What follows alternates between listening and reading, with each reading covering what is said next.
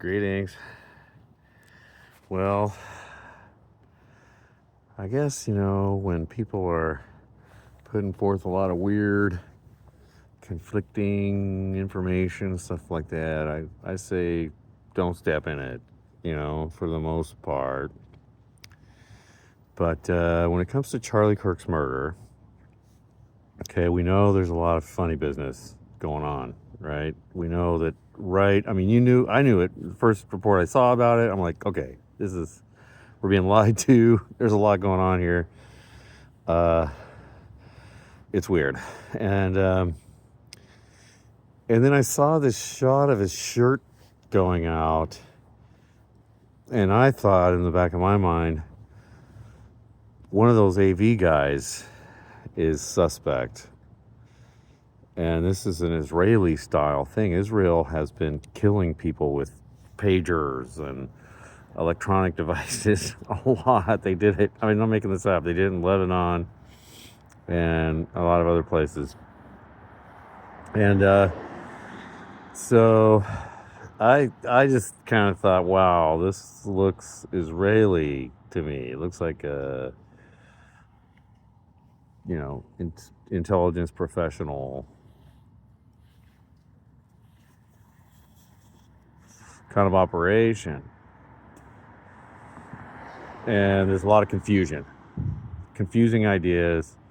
The official narrative is so poorly constructed, it's constructed exactly how it's supposed to be constructed, so that it just creates gaping holes and invites speculation right away, right? They're not telling you the truth, and you know it.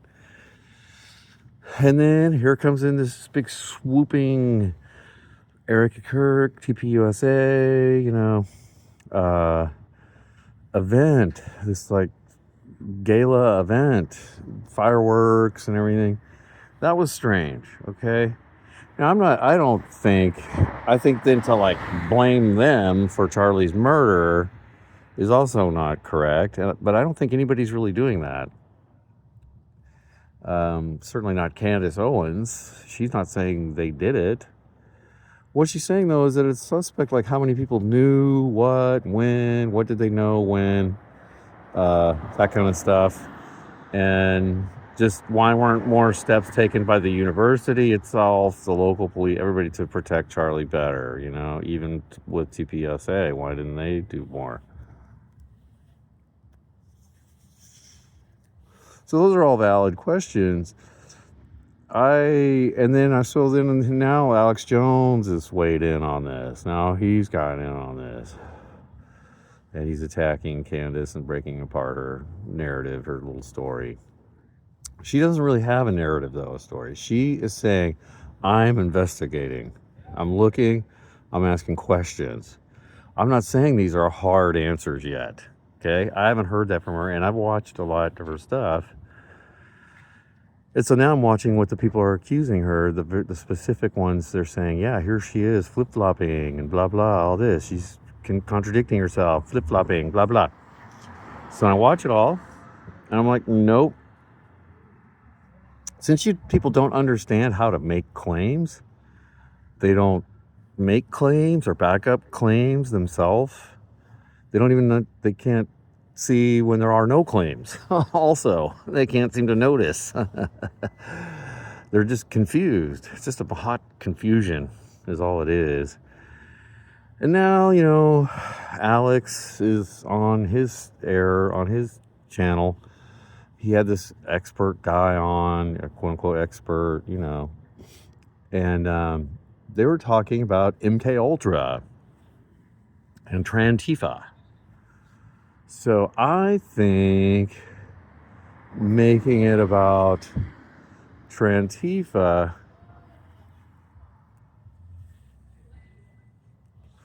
is a psyop. That's what I think.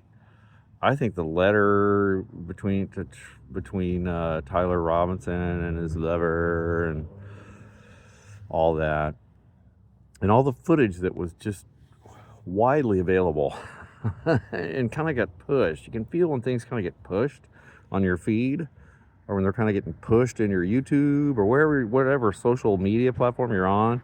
things get pushed and things get visibility filtered away.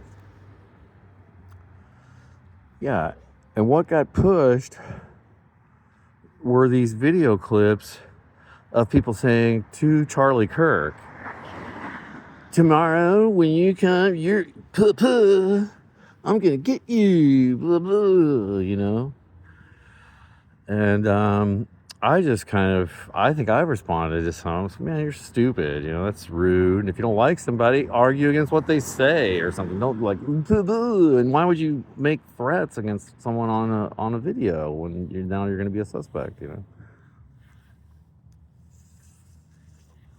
So anyway, I put that out there, but I didn't really consider that, yeah, it all might be staged. That whole thing might be staged, you know. I kind of actually thought a little bit that maybe it was.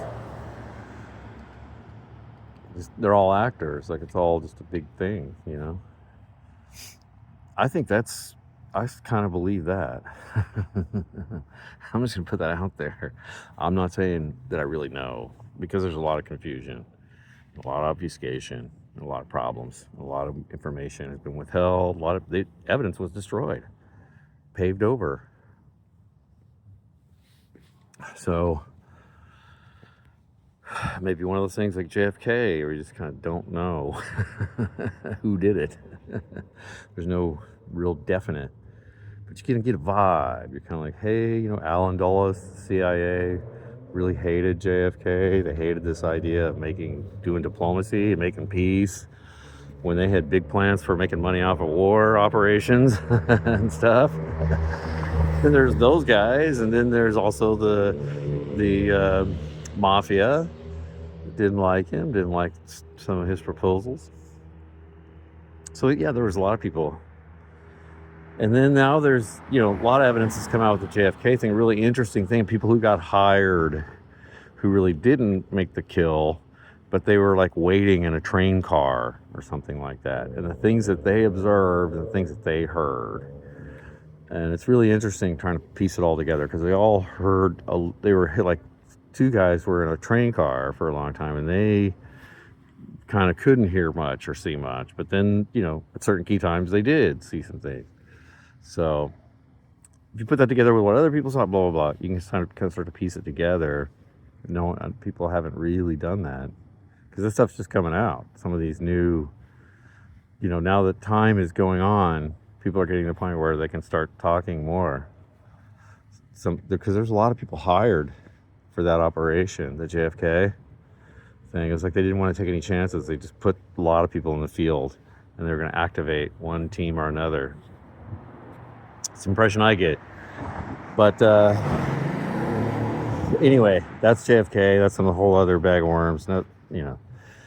But this is Charlie Kirk again, and so we have him. There he is, doing his thing on the campus, asking questions. Hey, here's my thing. Let's have a debate.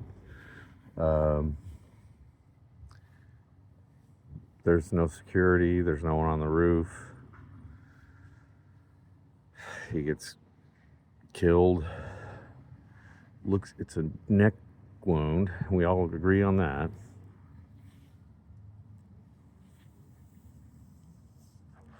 Fatal neck wound. Massive bleeding. So we all agree on that. But then there's this kind of 30-06 idea. The 30-06 idea. The 30-06 would have done, I mean, if it just barely grazed him. Barely touched him, a millimeter onto him, you know. Maybe that's what it would have done. But all evidence, all ballistics, all history of the 30-06 big hunting rifle take down huge game with 30-06, blows stuff apart, huge exit wounds and stuff, bounces around, huge exit wounds. So it's not a 30-06, and I don't know, a lot of problems. it's got to be a combination would actually be more confusing if it was a combination of things. Timed rifle shot with a activated explosion of the microphone transmitter on the front of his shirt, or on the side of his shirt, front of his shirt. I don't know. How could that have resulted in the injury up there, though? But this footage, the reason I even mentioned the exploding transponder idea is because of the way his shirt blew out, and also because of the way the guys acted. As soon as he was shot, instead of looking at him and going, "Oh my God, what's happening to you?" or something like what you would do, what's going on here? Are we still in danger? Let's go. They just were like super about the business of grabbing up stuff, snatching up everything around there. They grab very specific things related to the AV equipment around it and cameras and stuff. So that's suspect. That's strange. Yeah. So anyway, I'm going to end this. But I think Alex Jones should back off of Candace Owens. Keep looking at it. Keep his critique going, but kind of keep it to himself, and then develop it more over time and wait for more information to come, and then draw conclusions, whatever. I think drawing conclusions now, I think you're a psyop in a way, and unwilling. I'm not saying that you want to do this, but that what the Trantifa angle, pushing that so hard, I mean, that's actually what the government's pushing, right? That's the narrative. That's not different than, they put forth all these people on YouTube and stuff, and had the letter between the Tyler Robinson and his lover, and they made it very much about that. I'm really against that. If an individual such as Tyler Robinson was motivated to shoot Charlie Kirk and did so on his own, even if he had a lover, whatever, I just think just conflating all that, it's done as a socially divisive move on purpose, and it's also wrong to single out that community before all the facts are in, before we know what's really going on. What if they're all actors just meant to point your mind in a certain direction or something? What if we find that out eventually, right? And you spend all this time being mad at the Trantifa community, blaming them or something. I just think that's wrong. And so, you have this confession, quote unquote, from Tyler, and you have people around him have turned him in, his family members and stuff. So there's a lot pointing to him, and it's very obvious. Seems all wrapped up, but then there's just so many gaping holes in it that you can't just accept that. Not yet. Can't accept that either. So can't accept what they're saying, and you can't accept any direction you think that Candace is taking it, or Alex Jones is taking it, or whatever. You can't accept any of those directions right now. It's premature. What's clear is there was a lot of obfuscation. And not much else is really clear about what happened. So it seems like kind of a operation. Maybe it was a few people having an operation. Maybe there were a few people in on it. What if there was a few people that showed up to hit Charlie that day? A few teams. you know? That's outrageous, but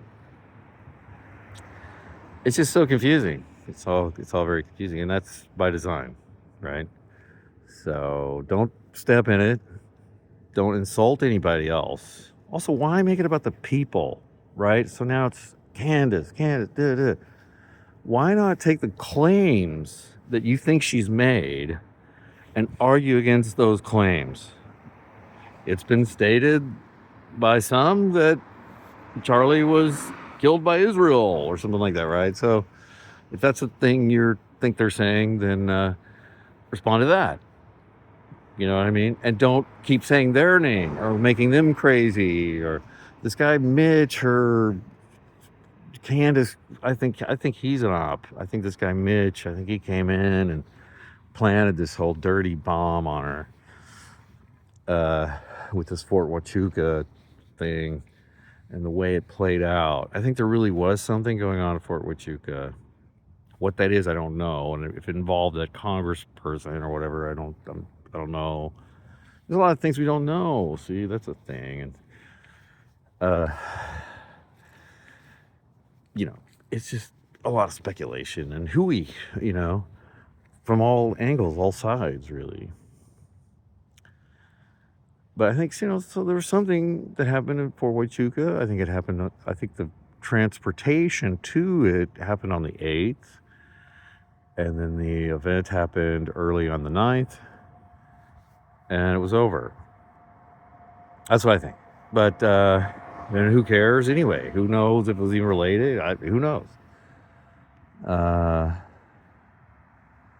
But that's kind of become the contentious point now, and that's what Alex is just, and I'm debunking I'm now that I've thoroughly debunked that, and he just claims that he's like debunked it. Yeah. But then you listen to what he says and the examples he gives, and you're like, okay, that's not conclusive. It's not really like conclusive. It's also kind of confusing. It's a lot of long-winded, confusing, and it's also a distraction from maybe a potential war starting here in a new theater right here, in Latin America. And, Venezuela. This could be also, could go to Nicaragua, Cuba. I don't know. Who knows? It's just crazy. Of course, there's oil, right? A lot of oil. And maybe what if Venezuela decides it's become this de-dollarization? Different things have happened. So Venezuela could be like, hey, we're to do business with Iran and, not with Iran, with maybe China or whatever, it's like whoever, right? BRICS, we'll just go for it, And so that's kind of what's at stake, I think. And, but the way they've gone about it, Hegseth and Trump, it's just been a disaster. PR disaster, strategic, just blunder. Stop. Just stop. Don't start another regime change operation now. And de-escalate and disengage with Israel and support Palestinian autonomy. That would be the righteous thing to do. All right. So we're gonna get back to this. That's my advice to, the administration. They're gonna keep going. But, and to everybody else out there, just don't make it about hating Candace or not or loving her or embracing him or her or them or whatever. I love Trump. I hate Trump.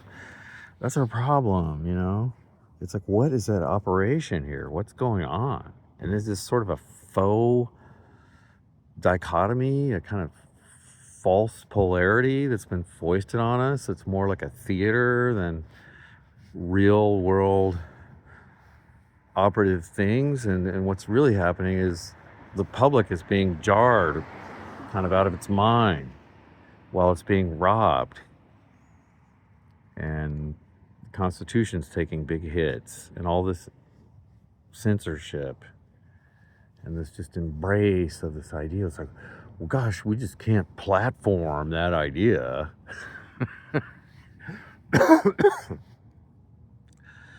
That's so wrong, you know. We have a public square, you know. People are going to go down there and say what they're going to say, you know. Same thing on the internet. So if you leave some comment spaces, leave things open, just let it flow. We're going to know, we're going to see. People can combat each other right there. If there's a bad idea, boom. Hey, that's a bad idea. That's a wrong perspective. That's a wrong approach, brother. Your view of that culture is completely wrong, or whatever. You know, you just argue.